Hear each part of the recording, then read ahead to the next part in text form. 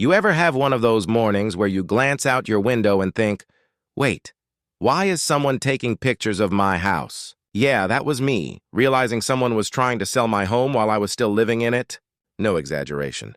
My own HOA president had listed my occupied house as abandoned property. What she didn't know, though, was that the real estate office she picked had security cameras. Oh, things were about to get very interesting. It all began on an ordinary Tuesday morning. My coffee was too strong, my dog was barking at the mail truck, and life was perfectly normal until my phone rang. A real estate agent politely asked when I'd be ready for my move-out inspection. I thought it was a prank or some weird spam call, but the woman on the other end was completely serious. She said my property had been reported as vacant and was being prepped for a listing. I nearly spit out my coffee. Vacant? I said. Ma'am, I'm literally standing inside my living room in pajama pants holding a sandwich. Turns out, someone had submitted official documents declaring my home abandoned and under HOA control. The agent even shared the name on the paperwork, Marilyn Crane. And if you've ever lived, in an HOA, a name like that already reads President in bold. Marilyn Crane was exactly the type, the woman who walked her dog with a clipboard and treated everyone's trash cans like a spectator sport.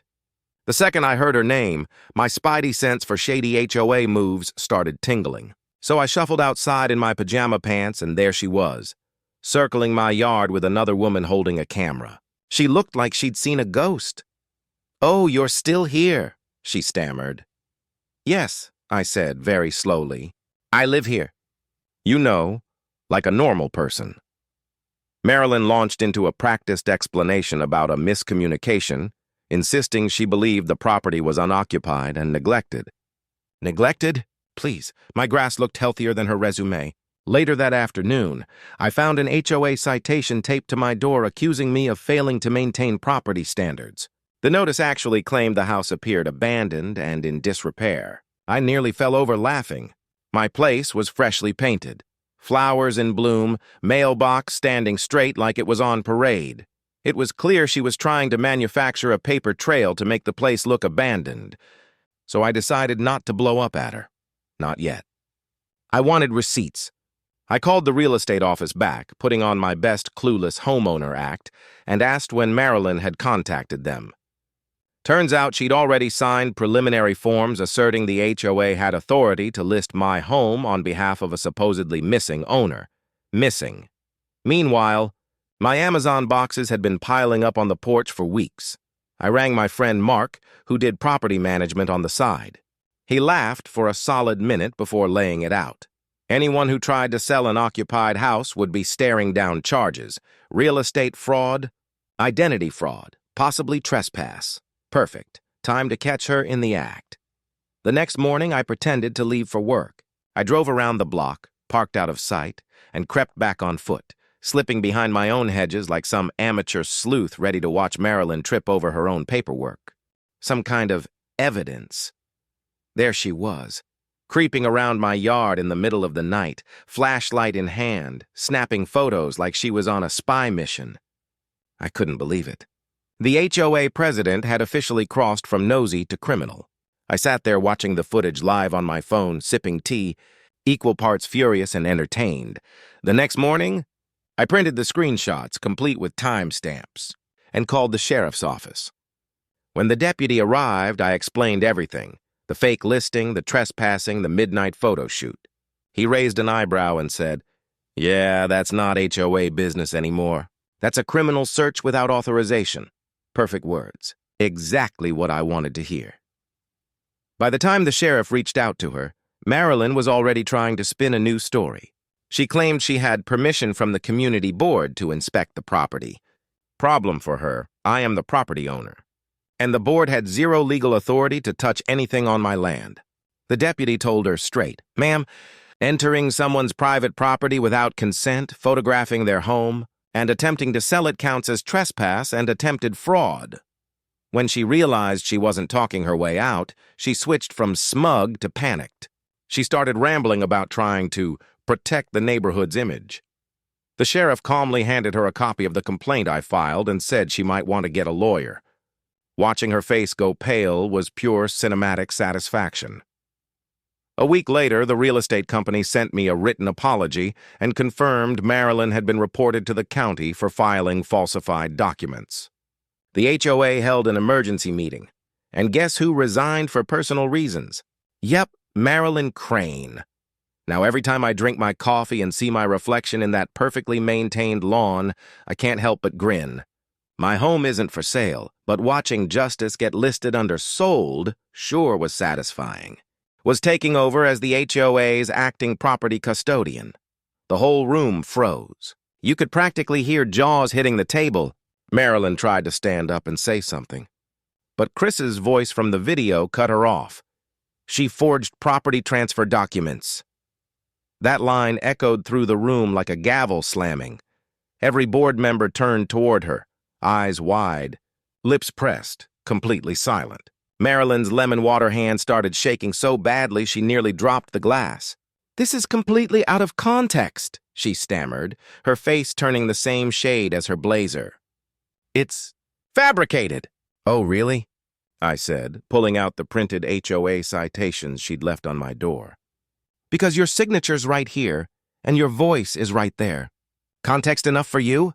I laid each paper down on the table like evidence in a courtroom.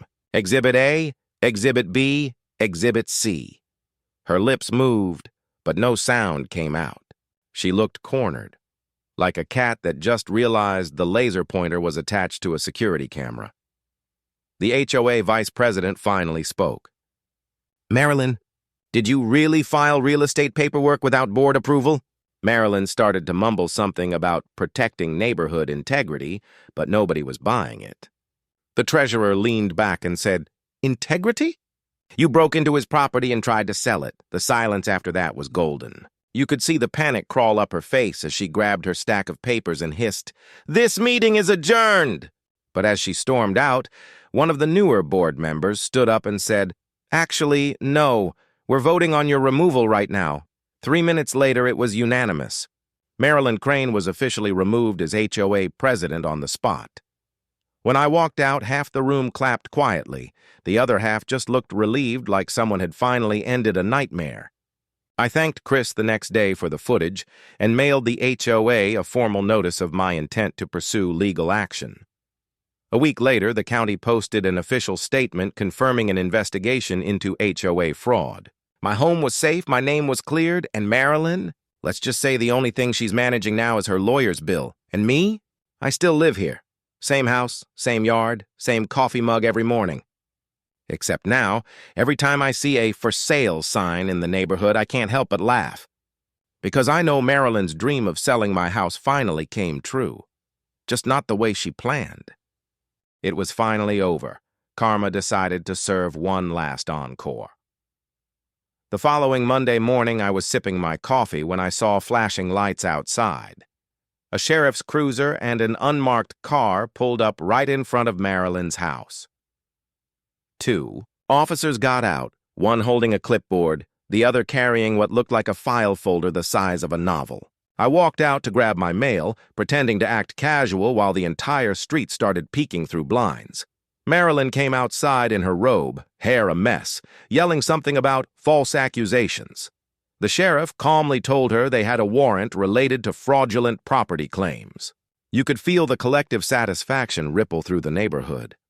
One of my neighbors actually whispered, "Finally," like we'd all been waiting for this episode to air. Marilyn tried her usual routine, talking fast, blaming paperwork errors, claiming she had the board's permission. The sheriff cut her off. "Ma'am, we have video footage, signed falsified documents, and multiple witness statements. Please step aside." She froze, the color draining from her face. It was poetic.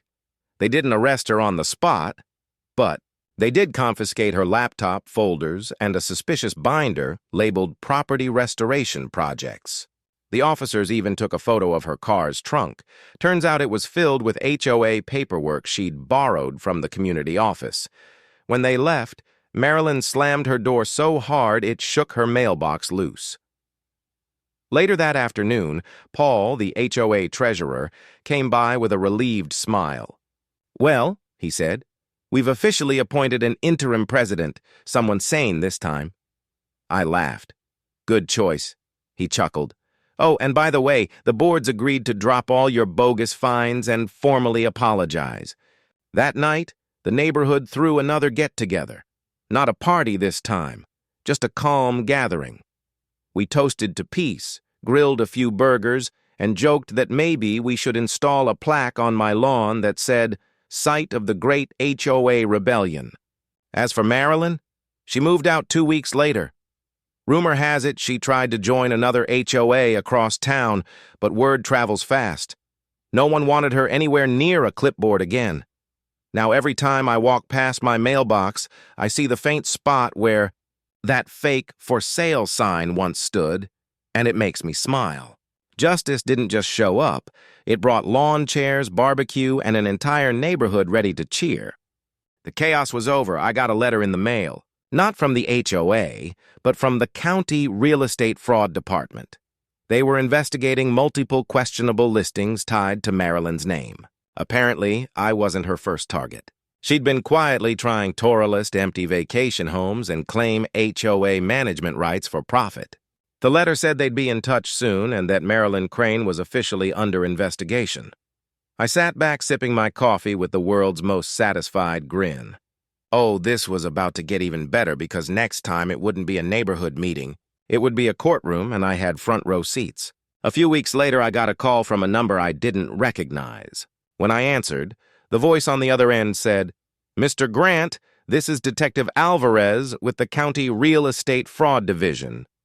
Oh, this was going to be good. He told me Marilyn Crane was officially being investigated for attempted real estate fraud, document falsification, and trespassing. Apparently, my case wasn't the first time she'd tried this, just the first time someone caught her red-handed.